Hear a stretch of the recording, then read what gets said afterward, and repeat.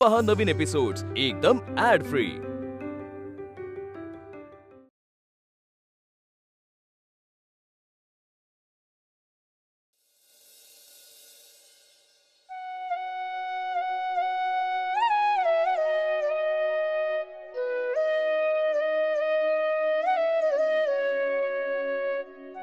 ताई, हे घ्या. हे काय? पोह्याचं डांगर आणलंय. तेवढीच तोंडाला चव येईल.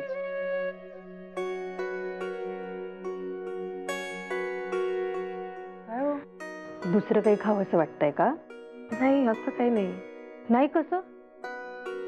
अहो, स्पष्ट दिसतंय चेहऱ्यावर. थांबा, मी वाचून दाखवते. काही काय? अहो नाही, हे बघा, हे बघा. मला की नाही बाई आज काय बरं आहे, अक्षरच लागत नाहीये बाई. ख आहे का बघा पहिलं अक्षर. ख.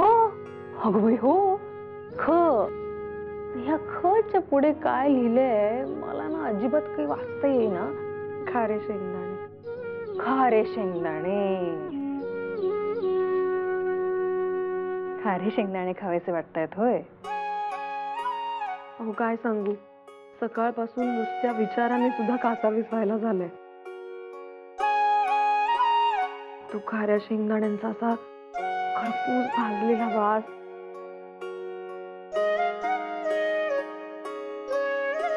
पण घरात नाही ना कोणी. मी की थांबा आलेच. अहो वहिनी थांबा. हो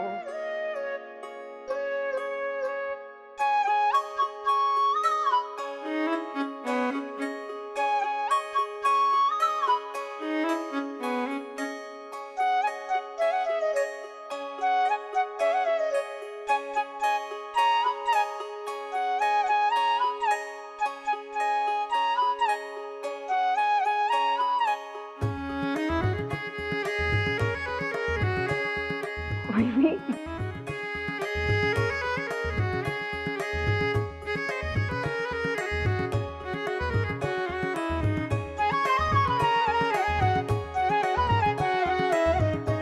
वहिनी, वाचन आता बाकी खरोखरच सुधारलं. हा, खूपच छान वाचता यायला लागलंय आता. साहेब, यांचं तुमच्याकडे काम होतं. कोण आहेत? बोला. आपण? मी बळवंत गंगाधर टिळक. बर. आणि हे गोपाळराव आगरकर. बर, बोला. काय काम काढलं? लिखाणाच्या साहित्याची आणि पुस्तकांची मागणी करून इतके दिवस उलटून गेले, आज तागायत काहीही हालचाल नाही. याला काय म्हणावं याचे? आणि विचारलं तर रोज वेगळं कारण सांगितलं जातं. नाही, आज या विलंबाचं कारण आम्हाला कळायलाच हवं. आम्हाला तुरुंगवासाची शिक्षा झाली, एकांतवासाची किंवा काळ कोठडीची नव्हे. तुरुंगात रिकामटेकडे बसून राहणं आम्हाला पसंत नाही. याच कारणाने पुस्तकांची आणि लिखाणाच्या साहित्याची मागणी आम्हाला वरिष्ठांकडे करायची होती.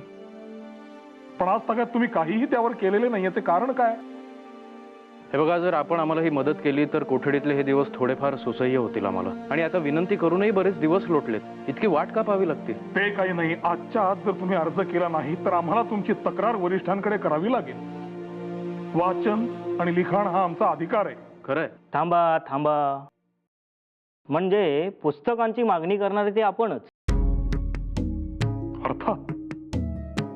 आणि तीच मागणी पूर्ण का झाली नाही हे विचारण्यासच आम्ही इथे आलोय. मी तुमची मागणी ऐकली, पण मला वाटलं ही थट्टाच आहे. थट्टा? अशी थट्टा कोण का करेल? आमच्याकडे साधारणपणे अन्नाबाबत, इतर सोयींबाबत विचारणा करणारेच अर्ज येतात. हा आता पुस्तकांची मागणी करणारा अर्ज पहिल्यांदाच आला, त्यामुळे मीच त्याच्याकडे दुर्लक्ष केलं. तुरुंगात कोणी वाचन करेल आणि लिखाण करेल हे पहिल्यांदाच घडतंय, म्हणून मी आजवर लक्ष दिलं नव्हतं. पण आता तुम्ही काळजी करू नका. मी आता याबाबत लगेचच कारवाई करतो. लगेच म्हणजे कधी? हे काय, आत्ताच अर्ज लिहायला घेतो.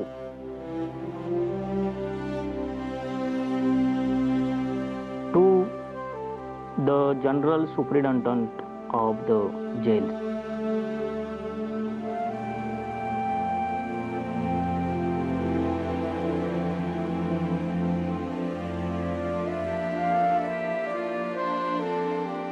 झालं. आता लवकरच तुमचं साहित्य तुम्हाला मिळून जाईल आणि भाषांतरासाठी मागितलेली परवानगी सुद्धा. आभारी. येतो.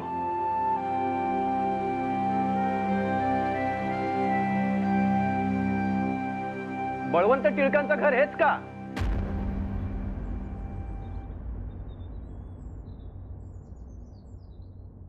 कोण आपण? काय काम होतं? मी मुंबईहून आलोय, डोंगरी कारागृहातून. कारागृह?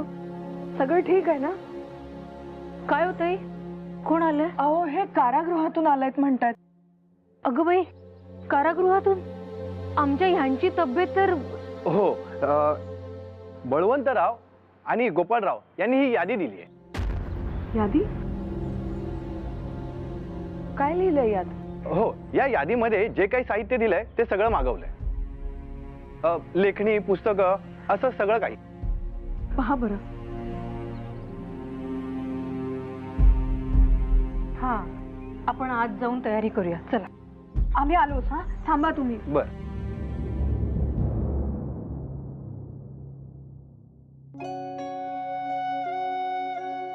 हा,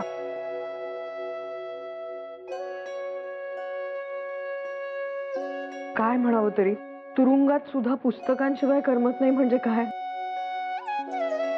यांचं नाव मी पुस्तक असं ठेवलं होतं ना, तेच बरोबर होतं.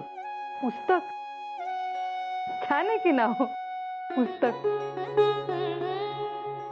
पुस्तकराव टिळक. मग बाई, ताई, मग या नेमाने आमच्या ह्यांचं नाव काय बरं ठेवायचं? हे बारसं नंतर करू आपण. आधी त्या यादीतल्या सगळ्या गोष्टी या पिशवीत भरल्यात की नाही ते बघा बरं. हे झालं, हे झालं. ती पण वही टाकली? हो. हा, ताई, तुम्हाला पुस्तक नाव कसं काय सुचलं? मी यांच्या घरी लग्न होऊन आले ना, तेव्हा प्रथमच इतकी सारी पुस्तकं पाहिली एकत्र. आणि यांचं वाचनाचं वेळ, बाई, सतत कुठल्या ना कुठल्या तरी जाडजूड पुस्तकात तोंड घालून वाचन चालूच. मी एकदा सासूबाईंना म्हंटल, शेवटी तुम्ही यांचं नाव पुस्तक असंच ठेवायला हवं होतं. बरं चला, ते थांबलेत, त्यांना देऊया. हो, घ्या.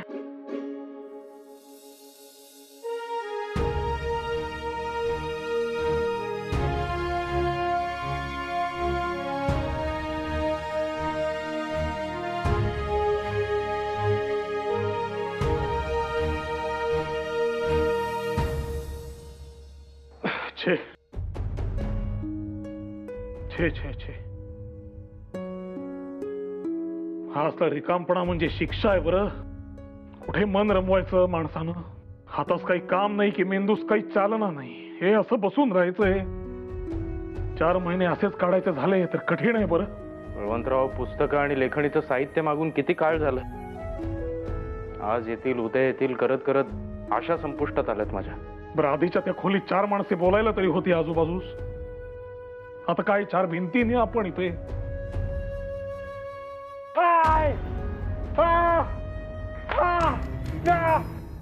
हे कोण ओरडतंय? गुरासारखी मारहाण चाललेली दिसते. आपल्या पहाऱ्यावरचा शिपाई देखील इथे नाही. विचारायचंय कोणाला? कोणी आहे का? हो, जरा इथे या पाहू. बोला, काय झालं? काय चाललंय काय तिथे? पण तुम्ही होतात कुठे? ते असंच गंमत. गंमत? इथे तुरुंगात काय झालंय काय तिथे? अहो, तीच तर गंमत बघायला गेलो होतो. एकाने फळांची चोरी केली, त्याला निस्ता तुडवलं असं जेलर साहेबांनी काय सांगू तुम्हाला. आणि ते पाहायला तुम्ही गेला होता तिथला पारा सोडून? हो. आम्ही पळून गेलो असतो म्हणजे? नाही, तुम्ही पळून जाणाऱ्यातले नाही. कशावरून? तुम्ही पुस्तकं मागवली आहेत ना, आलेत. त्याचीच मोजदाद सकाळी कचेरीत चालू होती. साहेब आले.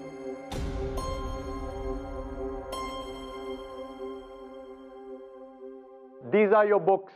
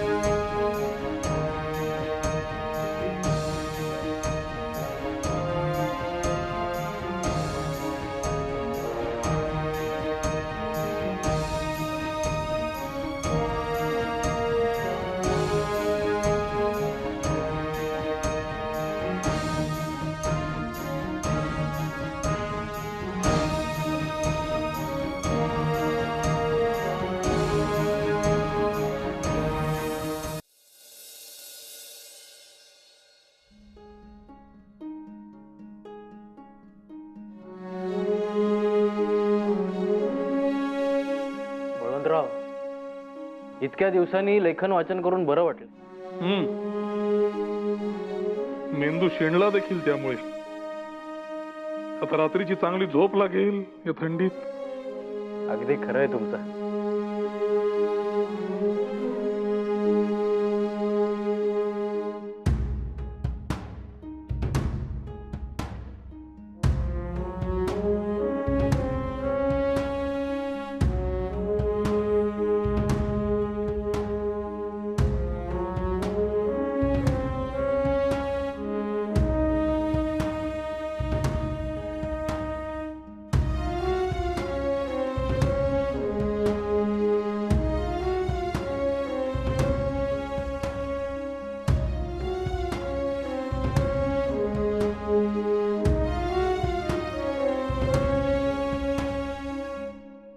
बळवंतराव, हॅमलेटचे मराठी भाषांतर देखील झाले.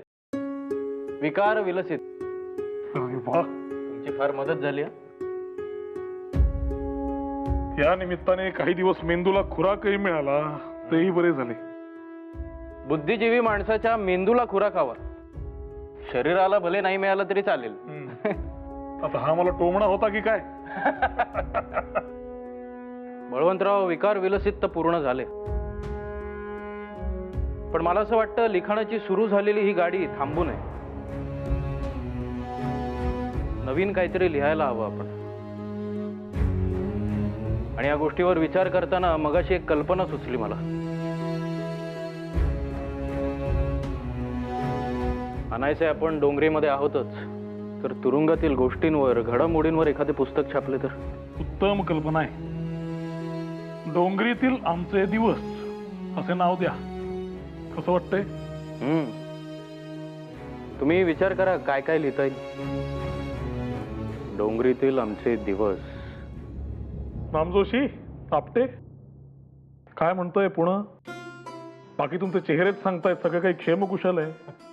अहो, नुसतं क्षेमकुशल, पोटातला आनंद लपवू म्हणता लपणार नाही एवढी आनंदाची बातमी आहे. गोपाळराव, बळवंतराव, 8 सप्टेंबरला आपल्या शाळेला, न्यू इंग्लिश स्कूलला भारतीय शैक्षणिक आयोगाचे अध्यक्ष डॉक्टर हंटर यांनी भेट दिली. काय सांगताय काय? हो हो, आणि नुसतीच भेट दिली असं नव्हे बळवंतराव, तर उत्साही साहसी तरुणांनी स्वावलंबन आणि स्वायत्ततेचं उद्दिष्ट आणि त्यासाठी घेतलेले कष्ट हे संपूर्ण भारतात शोधूनही सापडणार नाहीत अशा शब्दात आपल्या शाळेचा गौरव केलेला आहे. अतिशय उत्तम, अतिशय उत्तम.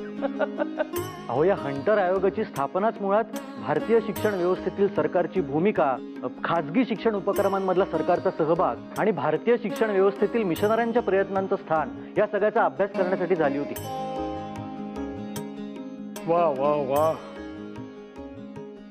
आगरकर, आपण घेतलेल्या कष्टांचं खरोखर चीज झालं. रामजोशी, आम्ही इथे असताना तुम्ही ज्या पद्धतीने, ज्या तडफेने शाळेचं कार्य पुढे नेताय, फार कौतुकास्पद आहे बरं. बळवंतराव, यात विशेष कौतुक मात्र आपट्यांचे व्हायला हवे. आयोगासमोर इतक्या मुद्देसूद शब्दात त्यांनी साक्ष दिलेली आहे की काय विचारता. आणि आपल्या साक्षीत त्यांनी एक अत्यंत महत्वाचा मुद्दा आयोगासमोर ठेवला. काय म्हणे? आम्हाला ऐकवा. अहो, आपलीच नेहमी चर्चा होत असते, त्याप्रमाणे मी त्यांना खाजगी कला महाविद्यालयाची निकड पटवून सांगितली आणि कमिशनला ती पटली सुद्धा. त्यांनी ती विचारात सुद्धा घेतली. अहो, आणि आपल्या शाळेसाठी आणखीन एक आनंदाची बातमी आहे. म्हणजे कमिशनने आपल्या शाळेचे, सगळ्या संस्थापकांच्या धडपडीचे कौतुक तर केलेच, आणि शिवाय मुंबई प्रांताचे गव्हर्नर जेम्स फर्ग्युसन यांनी या प्रस्तावाला अनुमोदन देऊन बक्षिसाच्या रकमेसाठी 1250 रुपयांची मदतही केली. आज म्हणजे अगदी चढत्या क्रमानं आनंदाच्या बातम्या आहेत. आणि इतकेच नव्हे, तर इतरही जी काही मदत लागेल ती करण्याचं आश्वासनही त्यांनी दिलेलं आहे. हा खटला, ही एकूणच परिस्थिती या सगळ्यामुळे मळब दाटल्यासारखं झालं होतं. पण या आनंदाच्या बातमीने आता पुढचा 1.5 महिना बघता बघता सरेल. कधी एकदा हा 1.5 महिना सरून शाळेमध्ये पाऊल ठेवतोय असं झालंय. आम्हीही अत्यंत आतुरतेने वाट पाहतो. येणारा काळ आपल्या सर्वांसाठीच खूप महत्वाचा असेल यात शंका नाही. गोपाळराव, चिंतेचं सावट पांघरलेली ही काळ रात्र संपून सोनेरी पहाट उगवू लागल्याचीच हे चिन्ह समजावे.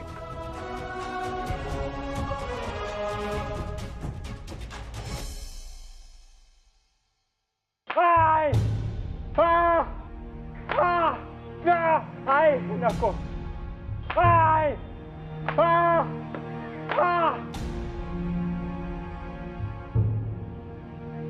कुणाचा हा आवाज? हो बुवा, इथे या जरा. त्या कोठडीत आमच्या आवाजामुळे इतरांची झोप मोडत होती, मग आता आमची होत नाही झोप मोड. कसले आवाज आहे ते? काय चाललंय? आणि मुळात एवढी मारहाण करणंच चुकीचं आहे. नेमकं चाललंय तरी काय? जे कैदी आपला गुन्हा कबूल करत नाही त्यांना सगळ्यांसमोर चापकाने फोडले जाते. चला, तुम्हालाही घेऊन जायचंय. म्हणजे बघायला असा आदेश आहे.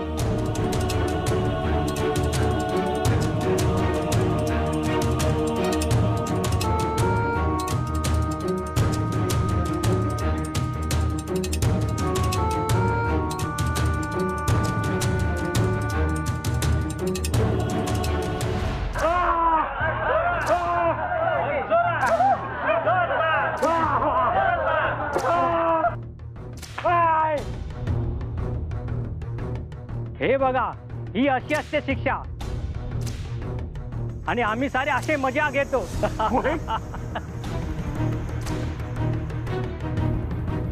हे इकडे मार झाला.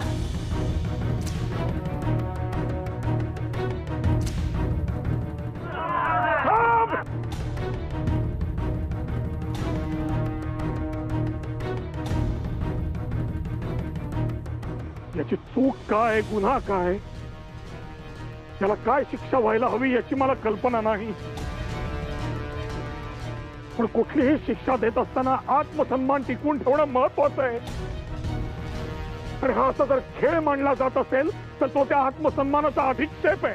थोडा हो, हे आत्मसन्मान वगैरे हे तुम्हाला शिकलेल्या लोकांचे चोचले. या अशा लोकांना आहे ना फटके दिलेले बरे. त्यांना मारहाणीची भाषा कळते. अहो, तुरुंगामध्ये मजा होते, त्यांना आवडते काय रे. आणि उगाच अशी भाषणं देऊन त्याला बट्टा लावू नका. अहो, मजा घेतायत तर घेऊन द्या ना. तुरुंगात असं काहीतरी करता येत आहे म्हणून यांनी आमचे आभारच मानले पाहिजे. थांबा, हे घ्या, हे घ्या, तुम्ही पण मजा घ्या.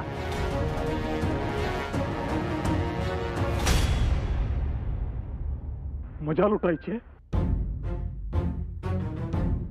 मजा लुटायची का? मग असं करा, उद्यापासून कपडे काढून इथल्या गटारीत लोळा. काय ते मनोरंजनच हवं असेल तर कुस्ती खेळा ना इथे येऊन. मी खेळतो. आव्हान आहे माझं सर्वांना. इथे रिंगणात या आणि कुस्ती खेळा माझ्याशी. आहे तयारी? आणि तुम्ही शिपाई मंडळी, तुमची खाणीपिणी, आराम हे सगळं आम्हा कैद्यांपेक्षा उत्तम आहे. खरं तर जिंकालच माझ्या बरोबर कुस्तीत. काय झालं? हातापायातलं बळ गेलं? खाणीपिणी इतकी उत्तम असूनही माझ्याशी कुस्ती जिंकू शकाल याची खात्री नाही तुम्हाला?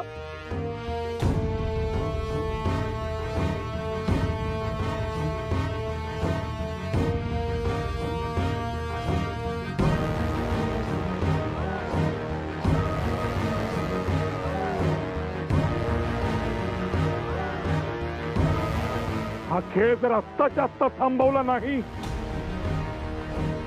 तर मी इथे आमरण उपोषणात बसेन.